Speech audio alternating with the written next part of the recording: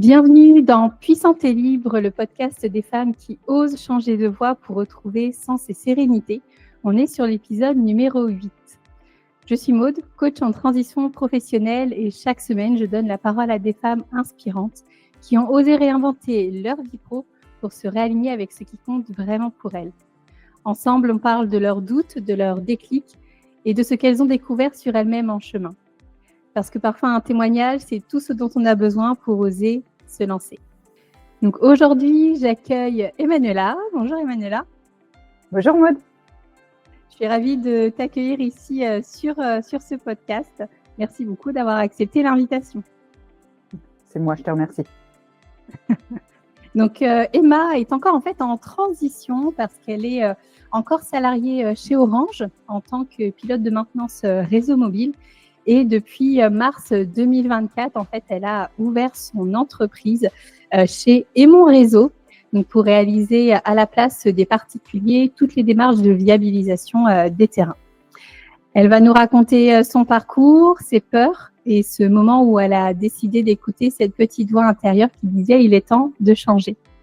C'est une conversation pleine de sincérité, de courage et d'espoir. Je te laisse découvrir son histoire.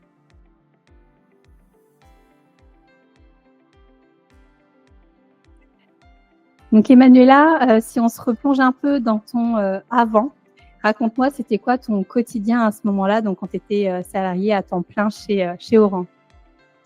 Eh ben, écoute Maude, avant de créer mon entreprise, j'avais un quotidien qui roulait. J'étais salariée d'un grand groupe international depuis 20 ans. J'avais un rythme qui clairement permettait d'allier la vie privée et la vie professionnelle. J'avais la chance de faire pas mal de télétravail. J'étais consciente que j'avais des très bonnes conditions de travail. Ok, donc c'est finalement tu étais quand même bien dans ce poste de par la qualité finalement de qualité de travail que tu avais. Oui. Clairement, voilà, j'avais des conditions de travail qui en faisaient envie à plus d'un. Ouais. J'en suis consciente. Ouais. Bah, c'est important aussi de le souligner. Du coup, qu'est-ce qui, au fond, vibrait plus pour toi comme je te disais, ça faisait 20 ans en fait, que j'étais au sein de cette entreprise. Et d'ailleurs, j'ai connu que cette entreprise depuis la fin de mes études. Alors, je n'ai pas fait le même métier pendant 20 ans, heureusement d'ailleurs. Mais j'ai eu aussi la chance que cette entreprise me permette de changer de métier et de changer de métier à plusieurs reprises et de manière radicale, tout en m'apportant des formations, etc.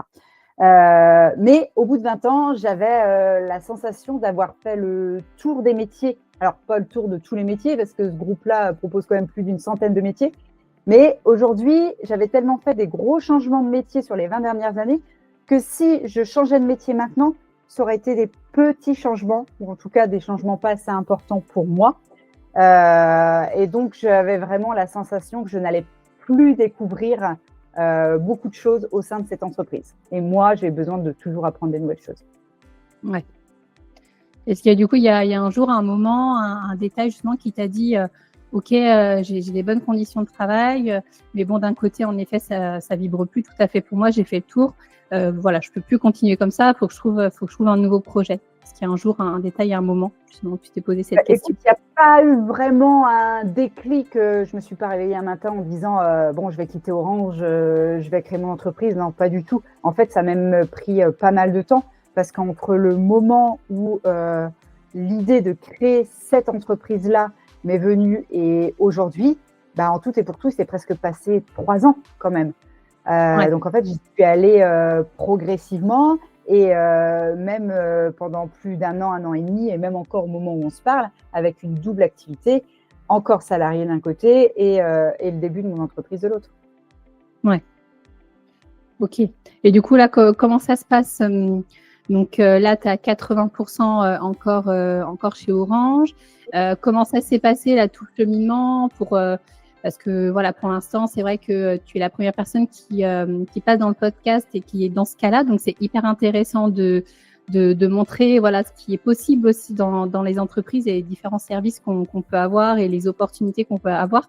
Comment ça s'est passé justement cette transition, le fait de demander à avoir un peu plus de temps pour la création de ton entreprise. Est-ce que tu peux nous raconter un petit peu cette période-là? Écoute, encore une fois, cette entreprise, elle m'a permis et elle m'a accompagnée, c'est ça qui est fou, à créer mon entreprise. Elle m'a mis à disposition une conseillère particulière et même un bureau externe qui était mis à ma disposition, c'est vraiment fou, pour créer tout, la com, le juridique, tout ce qui était paperasse, tous les domaines que je ne maîtrisais pas. Et donc ça s'est fait tout tranquillement, selon mon rythme. Il n'y avait aucune obligation du côté d'Orange. Et puis après, quand l'entreprise a été créée, effectivement, pour pouvoir commencer à travailler sur mon entreprise, c'était compliqué de gérer les deux à 100%. Donc Orange, encore une fois, a accepté de diminuer mon temps de travail. Donc c'est moi qui ai décidé de le baisser à 80%, mais j'aurais pu, si je l'avais voulu, descendre à 60 ou 50. Ouais. Non, c'est important, voilà, de souligner parce que aujourd'hui, il y a plein d'entreprises qui peuvent proposer, en tout cas les grands groupes, parce que forcément les petites entreprises peuvent pas proposer ce genre d'aménagement, et c'est important de souligner qu'il y a des possibilités et de se dire ok, je quitte pas tout du jour au lendemain, j'ai des possibilités, je peux être accompagnée par mon employeur. Et voilà, ça c'est hyper important, et je pense que ça peut rassurer peut-être beaucoup de femmes qui nous regardent, de se dire qu'il y a des possibilités au sein de certaines entreprises de pouvoir finalement faire les deux à la fois, et créer son entreprise et continuer à être salarié le temps que son entreprise décolle. Tout à fait. Ouais, bon super. Et donc là, tu es encore en transition, mais le fait de créer ton entreprise, est-ce qu'il y a quelque chose qui te faisait peur? Là, en mars 2024, tu l'as créé, mais tu dis que ça fait 3 ans. Est-ce qu'il y a potentiellement quelque chose, tu as eu des doutes, des peurs? Clairement, j'avais très très peur de la sécurité, parce que là j'étais tout confort, avec une vie pro hyper sympa, la vie perso qui se combinait avec la vie pro. J'avais la sécurité de l'emploi aussi au sein de ce grand groupe, et donc c'est vrai que certains jours, ça a même duré plusieurs semaines, j'ai eu peur de perdre toute cette sécurité-là. Et puis aussi, la peur du jugement des autres. Que certains se disaient, et se disent sûrement encore aujourd'hui, mais pourquoi elle fait ça? Pourquoi elle fait ça? Alors qu'elle est bien lotie où elle est. Et puis, évidemment, la peur que si mon entreprise ne fonctionne pas, je quitte Orange, mon entreprise ne fonctionne pas, je perds tout. Ouais, je comprends. Mais bon, je pense que ce sont des peurs logiques que tout entrepreneur doit avoir régulièrement dans sa vie professionnelle. Oui, tout à fait.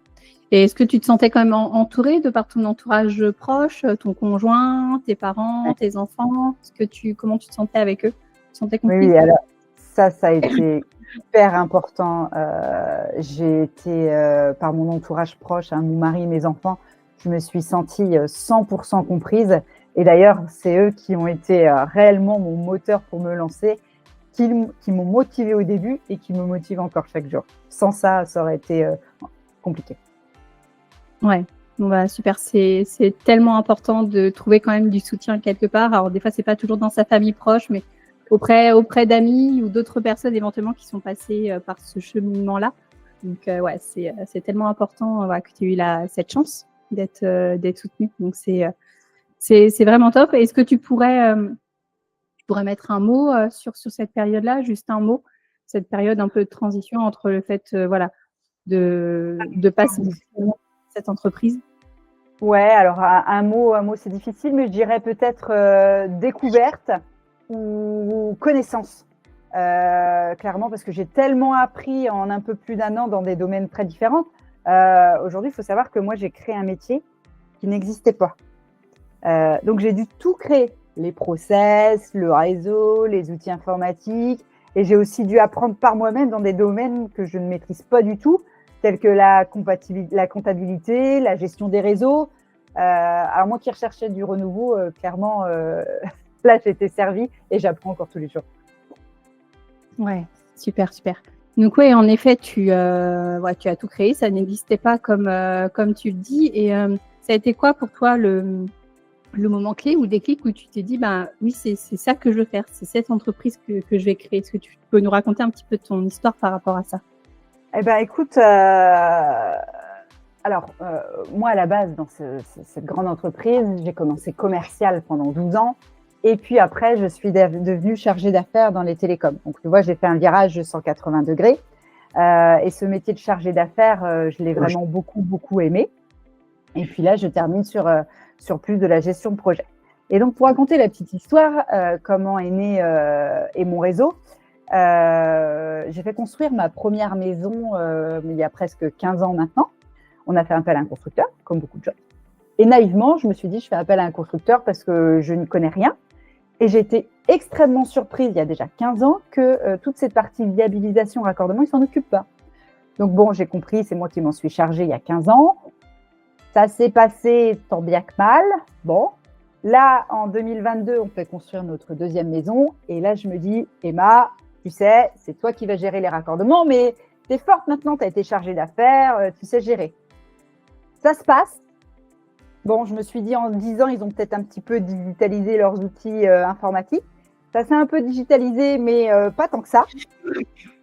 J'ai géré les raccordements, mais ça n'a pas été encore très, très simple. Et en fait, le hasard dans toute cette histoire, c'est qu'au même moment où moi, je faisais ces démarches-là, j'ai plusieurs copines qui étaient dans le même cas que moi, sauf qu'elles, clairement, elles ne s'en sortaient pas. Et donc, je me suis retrouvée chez elles, sur leur terrain, à prendre les photos et à monter les dossiers pour elles. Et à un moment donné, je me suis dit, mais mince, on s'en fiche, on paye quelqu'un, mais ça n'existe pas quelqu'un qui fait ce genre de démarche? Et j'ai cherché, j'ai passé beaucoup, beaucoup de temps à chercher parce que pour moi, c'était aberrant que ça n'existe pas. Et non, en tant que tel, pour les particuliers, pour le particulier lambda, gérer les démarches de viabilisation à sa place, c'est un métier qui n'existait pas jusqu'en 2024, jusqu'à temps que j'arrive. C'est fou, donc, c'est comme ça que l'AMR est arrivé, est né. C'est un truc de fou de se dire depuis le nombre d'années qu'il n'y ait pas ce métier-là qui soit existant et que voilà qu'on soit obligé finalement de le créer. Donc c'est top pour le coup parce que je pense qu'on peut dire merci à tes amis d'avoir sollicité ton aide à ce moment-là. Mais ouais, c'est sûr que c'est aberrant de dire qu'en effet ça n'existait pas. Et donc c'est top qu'aujourd'hui, tu puisses proposer ce service-là aux particuliers qui sentent complètement perdus et submergés des fois par les démarches impressionnantes qu'on peut avoir et d'avoir quelqu'un sur qui compter, c'est important pour ça. Donc là, comme on le disait encore une fois, tu es encore en transition, mais là, depuis mars 2024, voilà, quand tu regardes ton chemin aujourd'hui, voilà, qu'est-ce que tu ressens aujourd'hui? Eh ben, écoute, ce que je peux te dire, donc c'est d'ici quelques semaines, normalement, je serai entièrement, mon temps sera entièrement consacré à EMR. Et donc ça sera une bonne chose parce que le ressenti du moment, c'est que la double activité pour la charge mentale, c'est extrêmement compliqué. Quand on ne fait pas les choses à moitié, qu'on veut être à fond des deux côtés, c'est très, très compliqué, oui, effectivement, pour la charge mentale. Donc, j'attends vraiment avec impatience de pouvoir me consacrer 100% de mon temps à mon entreprise. Ouais, je comprends parce que là, en effet, ça doit te faire une charge importante de travail. Je ne sais pas combien de contrats tu as en ce moment d'ailleurs? Est-ce que tu peux nous dire peut-être? Écoute, c'est aléatoire parce qu'il y a des dossiers qui se terminent et d'autres qui arrivent. Mais en ce moment, je jongle avec une petite dizaine, tu vois, ouais. qui sont à des jalons différents d'avancement, mais qu'il faut quand même surveiller parce que dans ce métier-là, ce qui est important, c'est d'être toujours sur le qui-vive parce qu'il y a des dates importantes à ne pas laisser passer pour pas que le client, par exemple, se retrouve sans électricité à la fin de son chantier. Ouais. Donc, il faut vraiment être à l'affût et bien gérer ses dossiers. Ouais, donc, je comprends que là, oui, tu aies besoin d'avoir ton temps complet pour ton entreprise. Et est-ce que, même si c'est assez récent encore, est-ce que tu pourrais dire que cette reconversion t'a appris des choses sur toi, peut-être que tu n'aurais jamais imaginé? Est-ce que tu peux nous en dire plus?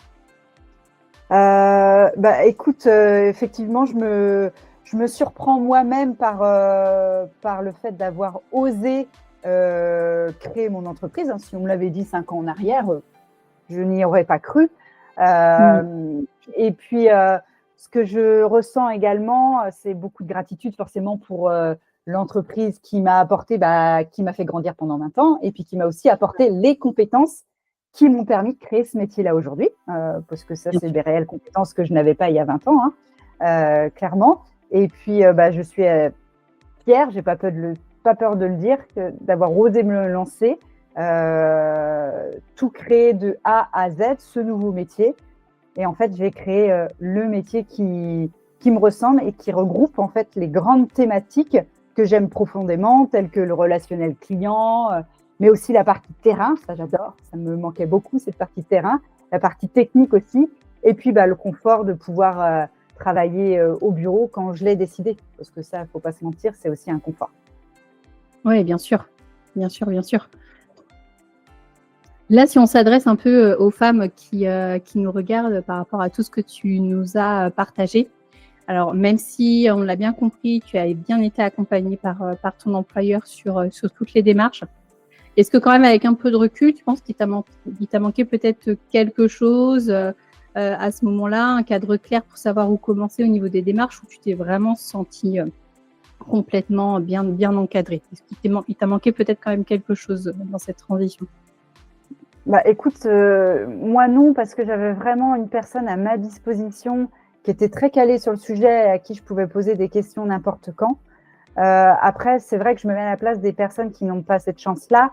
Je me dis, si j'avais pas eu cette chance-là, je me dis, où est-ce que je serais allée chercher les informations? Une personne lambda qui n'est pas aidée par son entreprise dans la vie de tous les jours, où est-ce qu'elle va? Est-ce qu'elle va à Pôle emploi? Est-ce qu'elle va dans des associations? En fait, je ne sais pas. Franchement, sans mon entreprise, je ne sais pas comment il faudrait faire.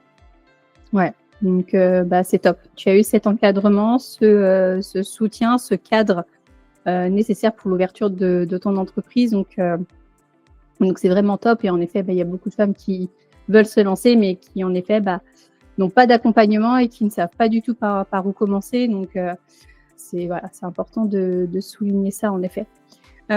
Si tu avais en face de toi une femme qui se sent comme tu te sentais à l'époque, une femme qui a fait un peu le tour de son job finalement, qu'est-ce que tu aurais envie de lui dire si elle souhaitait se retrouver? Moi, je pars du principe que on passe beaucoup de temps au travail, beaucoup de temps au travail. Et si c'est pour ne pas être épanoui, c'est qu'il y a quelque chose qui ne va pas. Donc, il faut par tous les moyens tenter d'y remédier. Et là, effectivement, on se pose les bonnes questions. Soit on a les réponses tout immédiatement, soit on peut se faire aider pour avoir ces réponses-là. Mais clairement, oui, on va au travail, il faut être épanoui. Pour moi, il n'y a que ça dedans. Ouais. Ok, ça marche. Et donc là, on est sur le podcast Puissante et libre. Et justement, pour toi, ça serait quoi la définition d'être puissante et libre? Alors, je ne sais pas si on peut dire que je suis puissante. C'est un mot qui est pas. En tout cas, je me sens clairement plus libre et plus épanouie, tout simplement parce que je me suis créé le métier qui me ressemble. C'est ça pour moi la liberté. Oui, parce que là, tu as vraiment créé le métier qui n'existait pas en plus. Donc, c'est top. Belle définition de puissante et libre. Est-ce que tu aimerais dire quelque chose en particulier aux femmes qui nous regardent là, un petit mot de la fin pour conclure? Moi, je pense qu'il faut écouter la petite voix qu'on a des fois dans la tête. Et moi, c'était le cas. J'avais ma raison, en fait, le rationnel qui revenait. Il me disait non, Emma, tu peux pas, reste chez Orange, c'est la sécurité. Et puis, malgré tout, j'avais cette petite voix de l'autre côté de ma tête qui était toujours là. Et au bout d'un certain temps, je me suis dit, si elle est toujours là, la petite voix, c'est qu'il faut peut-être que tu l'écoutes. Et aujourd'hui, je pense que j'ai quand même bien fait d'écouter cette petite voix et j'espère que d'ici 1, 2 ans, 10 ans, longue vie à EMR, je pourrai encore dire ça. Super. Merci pour ce mot de la fin. Merci à toi, Emmanuela, pour ce partage.